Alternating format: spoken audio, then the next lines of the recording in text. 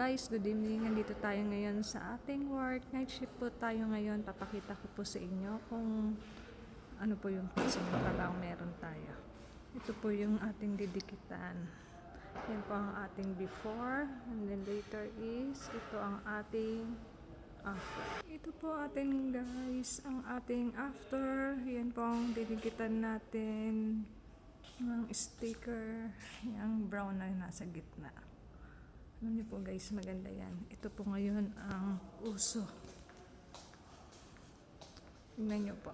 Maganda po. Yan po siya guys. Ito pang isa sa ating nauuso.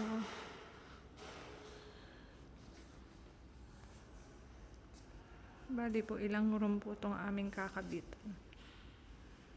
Ito po ay sa loob ng isang mall. Ayan po siya guys.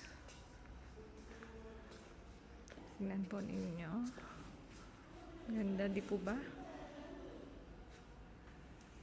Salamat po sa isang napakabuti naming kliyente. Thank you guys. Thank you for watching Ate Tara Vlogs. God bless all.